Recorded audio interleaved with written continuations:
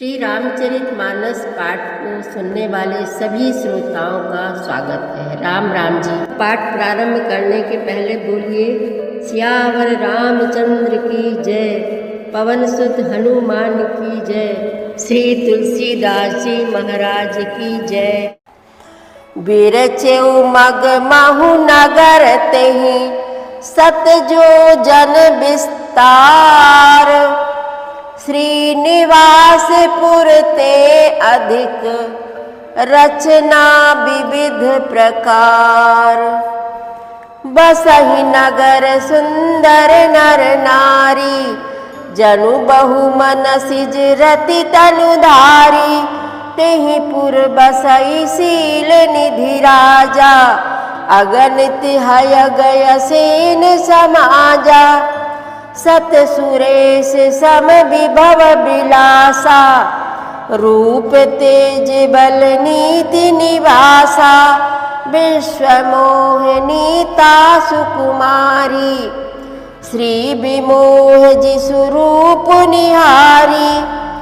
सोई हरि माया सब गुण खानी, शोभाता सुखी जाई बखानी। करई स्वयंवर सोनप बाला, आए तहाँ अगणित महिपाला। मुनि कौतुकी नगर तेहि गयऊ, पुरबासिन सब पूछत भयऊ। सुनि सब चरित भूप ग्रह आए, करि पूजा नप मुनि बैठाए। नारद जी श्री हरि का गुण गाते हुए क्षीर सागर पहुँचे और वहाँ श्री हरि नारायण से मिले और अपनी समाधि और कामदेव को जीतने वाली सारी कहानी उनको सुना दी। जबकि शिवजी ने मना किया था, तब भी उन्हें अहंकार इतना अधिक हो गया था कि वो नहीं माने और उन्होंने भगवान श्री हरि को भी सारा वृत्तांत सुनाया। जिसको सुनकर श्री हरि ने बोला कि हे मुनि सुनिए, मोह तो उसके मन में होता है जिसके हृदय में ज्ञान वैराग्य नहीं होता। आप तो ब्रह्मचर्य व्रत में तत्पर और बड़े धीर बुद्धि हैं, भला कहीं आपको भी कामदेव सता सकता है। ऐसा सुनकर नारद जी का अहंकार और भी ज़्यादा तीव्र हो गया। नारद जी ने अभिमान के साथ कहा, भगवान यह सब तो आपकी कृपा है।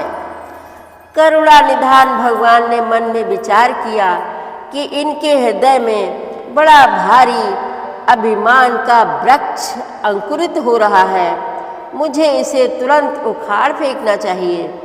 सेवकों के हित के कारण मैं अवश्य ही यह उपाय करूँगा जिससे मुनि का कल्याण हो। भगवान श्री हरि को सर नवाकर नारद जी आगे चले। उनके हृदय में अभिमान और भी ज़्यादा बढ़ गया। श्री लक्ष्मीपति भगवान ने अपनी माया को प्रेरित किया। फिर देखिए आगे क्या होता है। उस हरि माया ने रास्ते में 100 योजन 400 कोस का एक नगर रच दिया। उस नगर की भांति भांति की रचनाएं लक्ष्मी निवास भगवान विष्णु के नगर बैकुंठ से भी अधिक सुंदर थीं। उस नगर में ऐसे सुंदर नर नारी बसते थे मानो बहुत से कामदेव और उसकी स्त्री रति ही मनुष्य शरीर धारण किए हुए हों। उस नगर में शील निधि नाम का राजा रहता था, जिसके यहाँ असंख्य घोड़े, हाथी और सेना के समूह थे। उसका वैभव और विलास 100 इंद्रों के समान था। वह रूप, तेज, बल और नीति का घर था। उसके विश्व मोहिनी नाम की एक ऐसी रूपवती कन्या थी जिसके रूप को देखकर लक्ष्मी जी भी मोहित हो जाएं। वह सब गुणों की खान भगवान की माया ही थी। उसकी शोभा का वर्णन कैसे किया जा सकता है। वह राजकुमारी स्वयंवर करना चाहती थी, इससे वहाँ अगणित राजा आए हुए थे। खिलवाड़ी मुनि नारद जी उस नगर में गए और नगर वासियों से उन्होंने सवाल पूछा सब समाचार सुनकर वे राजा के महल में आए। राजा ने पूजा करके मुनि को आसन पर बैठाया। यह सारी रचना श्री हरि भगवान ने नारद जी के अभिमान को भंग करने के लिए किया था। राजा, स्वयंवर, उनकी बेटी, सब कुछ भगवान ने माया के द्वारा रचा था, जिसको नारद जी समझ नहीं पाए।